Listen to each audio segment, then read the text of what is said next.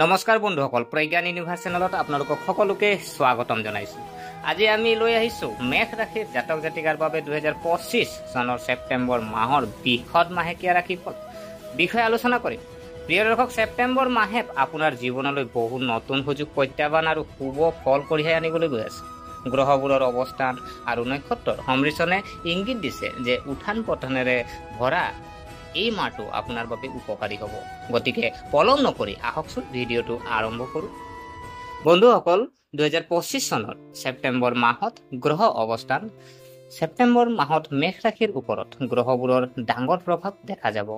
কোনবোৰ গ্ৰহ ক'ত থাকিব আৰু ইয়াৰ প্ৰভাৱ কি হ'ব জানো আহক। প্ৰথমতে জানো আহক যে সূৰ্য। মাহৰ আৰম্ভণিতে সূৰ্য সিংহ ৰাশিত থাকিব আৰু তাৰ পিছত 17 ছেপ্টেম্বৰত কন্যা ৰাশিত প্ৰৱেশ কৰিব। সিংহ ৰাশিত সূৰ্যৰ উপস্থিতিয়ে আপোনাৰ প্ৰভাৱ, আত্মবিশ্বাস আৰু নেতৃত্বৰ ক্ষমতা বৃদ্ধি কৰিব।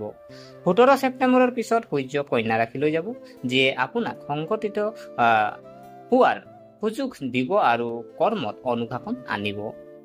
চন্দ্ৰ যদি চোৱা হয়, পূৰ্ণিমা আৰু চন্দ্ৰগ্ৰহণ 8 ছেপ্টেম্বৰত পৰিছে। ইয়াৰ দ্বাৰা মেষ ৰাশিৰ বাবে আৰ্থিক লাভ আৰু মানসিক শান্তিৰ বিশেষ ইংগিত পোৱা গৈছে। অৱশ্যে আৰম্ভণিতে কিছুমান আৱেগিক অস্থিৰতা থাকিব পাৰে। ইয়াৰ পিছত যদি চোৱা হয়, মংগল। আজি আপোনাৰ শাসক গ্ৰহ মংগল আৰু এই মাহত শক্তিশালী অৱস্থাত আছে। মংগল গ্ৰহৰ এই অৱস্থানে আপোনাক আৱেগ, উৎসাহ আৰু শক্তি প্ৰদান কৰিব। অৱশ্যে কেতিয়াবা খং আৰু খৰখেদাও ক্ষতি কৰিব পাৰে। প্ৰিয় দৰ্শক, ইয়াৰ পিছত যদি চোৱা হয় বুধ। ছেপ্টেম্বৰৰ প্ৰথম সপ্তাহলৈকে বুধ ৰেড গ্ৰেড হৈ থাকিব।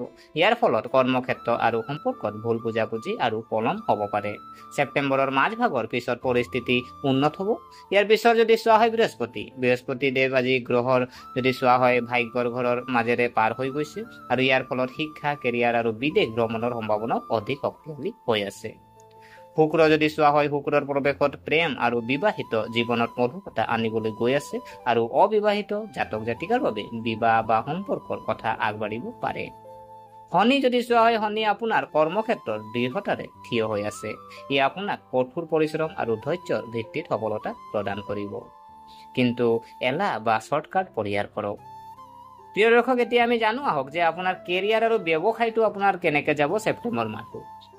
2025 চনৰ ছেপ্টেম্বৰ মাহটো মিশ্ৰিত হ'ব যদিও কেৰিয়াৰৰ ক্ষেত্ৰত মেষ ৰাশিৰ বাবে ফলপ্ৰসূ হ'ব।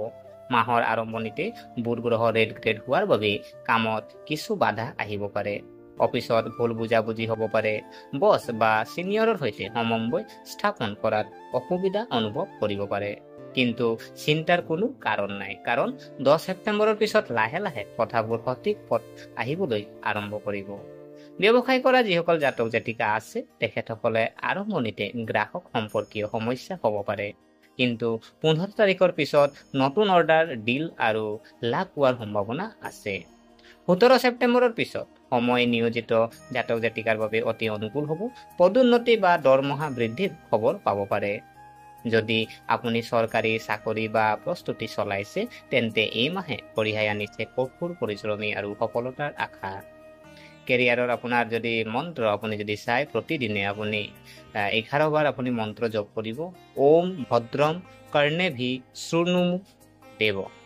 যিটো আপোনাৰ মন্ত্ৰ যদি আপুনি জপ কৰে, তেতিয়া আপোনাৰ কাৰণে ভাল হ'ব।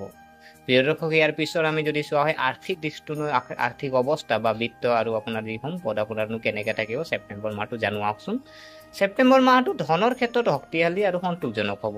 7 ছেপ্টেম্বৰৰ চন্দ্ৰগ্ৰহণৰ ফলত আপুনি হঠাতে আৰ্থিক সুবিধা লাভ কৰিব পাৰে। আবদ্ধ টকাখিনি পাব পাৰে। পুৰণি বিনিয়োগ পৰিকল্পনাৰ দ্বাৰা আপুনি লাভৱান হ'ব।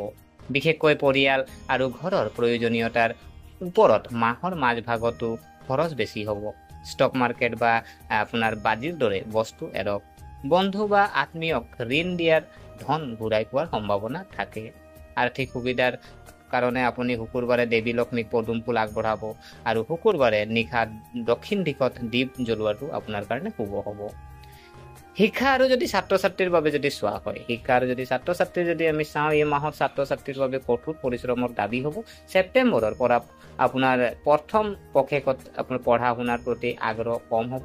বিক্ষিপ্ততা বাঢ়িব, কিন্তু মাহৰ মাজভাগৰ পিছত গুৰুৰ কৃপাত পঢ়া শুনাত গুৰুত্ব আৰু একাগ্ৰতা বাঢ়িব। প্ৰতিযোগিতামূলক পৰীক্ষাত অৱতীৰ্ণ হোৱা ছাত্ৰ ছাত্ৰীসকলে সফলতাৰ লক্ষণ লাভ কৰিছে, যদিও তেওঁলোকে অধিক কষ্ট কৰিব লাগিব। ছাত্ৰ ছাত্ৰীৰ বাবে বিশেষ যদি আমি মন্ত্ৰ যদি আমি চাওঁ, ওম সৰস্বতায়ে নমঃ, প্ৰতিদিনে পুৱা 21 বাৰ আপুনি এই মন্ত্ৰ জপ কৰিলে অধ্যয়নত একাগ্ৰতা বৃদ্ধি পাব। আমি যদি চোৱা হয় যে ইয়াৰ পিছত আমি পাৰিবাৰিক দিকটো যদি আমি চাওঁ, পাৰিবাৰিক জীৱন যদি চোৱা হয়, 2025 চনৰ ছেপ্টেম্বৰ মাহত মেষ ৰাশিৰ জাতক জাতিকাৰ বাবে পাৰিবাৰিক জীৱনত ইতিবাচক পৰিৱৰ্তন আহিব। মাহৰ আৰম্ভণিতে পৰিয়ালত সৰু সৰু বিবাদ হ'ব পাৰে, কিন্তু 10 ছেপ্টেম্বৰৰ পিছত পৰিৱেশ শান্ত আৰু সমন্বয় সৃষ্টি হ'ব। পৰিয়ালত কিবা এটা শুভ কাম, পূজা বা অনুষ্ঠানৰ আয়োজনৰ কৰাৰ সম্ভাৱনা আছে। বয়োজ্যেষ্ঠসকলৰ স্বাস্থ্যৰ উন্নতি হ'ব আৰু তেওঁলোকৰ আশীৰ্বাদ আপুনিও পাব। বিবাহিত জীৱন যদি আমি চোৱা হয়, বিবাহিত জীৱনত আপোনাৰ মেষ ৰাশিৰ জাতক জাতিকাৰ বাবে ছেপ্টেম্বৰ মাহে বিবাহিত জীৱনত ভাৰসাম্য আৰু সহযোগিতা কঢ়িয়াই আনিব। আপোনাৰ পত্নীৰ সৈতে মিলি আপুনি এটা ডাঙৰ সিদ্ধান্ত ল'ব পাৰে, যেনে নতুন ঘৰ কিনা, বিনিয়োগ কৰা বা পৰিয়ালটোত বৃদ্ধি পৰিকল্পনা কৰা। শহুৰেকৰ পৰাও সমৰ্থন পোৱাৰ লক্ষণ দেখা গৈছে, কিন্তু মাহৰ মাজভাগত সৰু সৰু কথাবোৰক লৈ বিবাদ হ'ব পাৰে, যিবোৰ আপুনি ধৈৰ্যৰে আপুনি চম্ভালিব লাগিব। আপুনি পাৰিলে শনিবাৰে এজোপা আহত গছৰ তলত আপুনি সৰিয়হ তেলৰ বন্তি জ্বলাওক। ইয়াৰ দ্বাৰা বিবাহিত জীৱনত সুস্থিৰতা আহিব। ইয়াৰ পিছত আমি যদি চোৱা হয় শিক্ষাৰ দিশ, আমি ছাত্ৰ ছাত্ৰীৰ যদি চোৱা হয়, ছেপ্টেম্বৰ মাহে অধ্যয়ন কৰি থকা যিসকল ছাত্ৰ ছাত্ৰী আছে তেখেতসকলৰ বাবে অনুকূল ফলাফল কঢ়িয়াই আনিব। প্ৰতিযোগিতামূলক পৰীক্ষাৰ বাবে প্ৰস্তুতি চলোৱা ছাত্ৰ ছাত্ৰীয়ে লাভ কৰিব সফলতা লক্ষণ। গ্ৰহসমূহৰ অৱস্থানে ইংগিত দিয়ে যে এই মাহত আপুনি বিদেশ বা উচ্চ শিক্ষাৰ সৈতে জড়িত অধ্যয়নৰ বাবেও নতুন সুযোগ পাব পাৰে, কিন্তু এলাহ আৰু অন্য মনস্ক হোৱাৰ প্ৰৱণতা এৰাই চলিব লাগিব। আপুনি যিসকল আমাৰ ছাত্ৰ ছাত্ৰী আছে তেখেতসকলে প্ৰতি বুধবাৰে গণেশক দুবৰি বন আগবঢ়াওক আৰু ওম গণ গণপতে নমঃ মন্ত্ৰ আপুনি জপ কৰিলে আপোনাৰ কাৰণে শুভ হ'ব। প্ৰিয় দৰ্শক, ইয়াৰ পিছত যদি চোৱা হয় স্বাস্থ্যৰ দিকটো, আজি স্বাস্থ্যৰ দিকটোনো আপোনাৰ ছেপ্টেম্বৰ মাহটো কেনেকৈ যাব আগন্তুক দিনত, যে স্বাস্থ্যৰ দৃষ্টিকোণৰ পৰা 2025 চনৰ ছেপ্টেম্বৰ মাহত মেষ ৰাশিৰ জাতক জাতিকাৰ বাবে বিশেষ সাৱধানতা অৱলম্বন কৰিব লাগিব। পৰিৱৰ্তিত বতৰৰ ফলত আপোনাৰ শৰীৰত প্ৰভাৱ পৰিব পাৰে, বিশেষকৈ কাহ, চৰ্দি, এলাৰ্জি আৰু পেটৰ লগত জড়িত সমস্যা আপোনাক আমনি কৰিব পাৰে। মাহৰ শেষৰ যি সপ্তাহত আপুনি ক্লান্তি আৰু মানসিক চাপ বাঢ়িব পাৰে, গতিকে ধ্যান আৰু যোগাসনৰ সহায় লওক। আপুনি পাৰিলে প্ৰতিদিনে তামৰ পাত্ৰত এটাত আপুনি কি কৰিব, পানী ভৰাই তাত গুড় দি আহত গছত আপুনি গুড়িত অৰ্পণ কৰক। আজি যদি আমি ভ্ৰমণৰ যুগ যদি আমি চাওঁ, মেষ ৰাশিৰ জাতক জাতিকাৰ বাবে ভ্ৰমণৰ বাবে ছেপ্টেম্বৰ মাহ অনুকূল। চাকৰি বা ব্যৱসায়ৰ সৈতে জড়িত ভ্ৰমণে লাভজনক বুলি প্ৰমাণিত হ'ব। শিক্ষা সম্পৰ্কীয় ভ্ৰমণৰ সুযোগ লাভ কৰিব পাৰিব আৰু ছাত্ৰ ছাত্ৰীয়ে বা আপোনাৰ লাভ কৰিব পাৰিব, আৰু যিহেতু পাৰিবাৰিক ভ্ৰমণৰ পৰিকল্পনাও কৰিব পাৰি, যাৰ ফলত আপোনাৰ সম্পৰ্ক শক্তিশালী হ'ব। আপুনি পাৰিলে যাত্ৰাৰ আগত আপুনি গাই গৰু এজনীক আপুনি পিঠাগুড়িৰ আপুনি পিঠাগুড়িৰ লাড়ু আৰু গুড় খুৱাব লাগে। জ্যোতিষৰ প্ৰতিকাৰ যদি আমি চাওঁ, মংগলবাৰে হনুমান চলিচা পাঠ কৰা, শুকুৰবাৰে ছোৱালীক ক্ষীৰ আৰু কাপোৰ দান কৰা, প্ৰতিদিনে সূৰ্যদেৱক পানী আগবঢ়াওক, গণেশ দেৱক আমি দুবৰি বন আগবঢ়াওক, আৰু শনিবাৰে পাৰিলে আহত গছৰ তলত এটা বন্তি জ্বলাওক। এইদৰে মেষ ৰাশিৰ ছেপ্টেম্বৰ 2025 আপোনাৰ বাবে কঢ়িয়াই আনিছে শক্তিশালী আৰ্থিক অৱস্থা, উন্নত কেৰিয়াৰ আৰু পাৰিবাৰিক সুখ। হয়, স্বাস্থ্য আৰু সম্পৰ্কত অলপ সাৱধান হ'ব লাগিব। সঠিক সময়ত ব্যৱস্থা গ্ৰহণ কৰি এই মাহটো আপোনাৰ বাবে অতি ফলপ্ৰসূ হ'ব।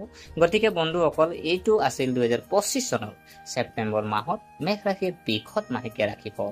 আশা কৰোঁ আপোনালোকে এই তথ্য ভাল পাইছে আৰু ই আপোনাৰ জীৱনলৈ ইতিবাচকতা কঢ়িয়াই আনিব। ভগৱান গণেশৰ আশীৰ্বাদত আপোনাৰ মাহটো শুভ হওক। প্ৰিয় দৰ্শক, যদি আপোনালোকে এই ভিডিঅ'টো উপযোগী বুলি ভাবিছে তেন্তে লাইক আৰু শ্বেয়াৰ কৰক, যাতে অধিক সংখ্যক লোকেও ইয়াৰ দ্বাৰা উপকৃত হ'ব পাৰে। আৰু হয়, আমাৰ চেনেলটো ছাবস্ক্ৰাইব কৰিবলৈ নাপাহৰিব, যাতে প্ৰতি মাহৰ ৰাশিফল আৰু গুৰুত্বপূৰ্ণ জ্যোতিষৰ তথ্য সময়মতে লাভ কৰি থাকে। পুনৰ লগ পোৱাৰ প্ৰতিশ্ৰুতিৰে আজিলৈ আমি বিদায় মাগিলোঁ। ধন্যবাদ।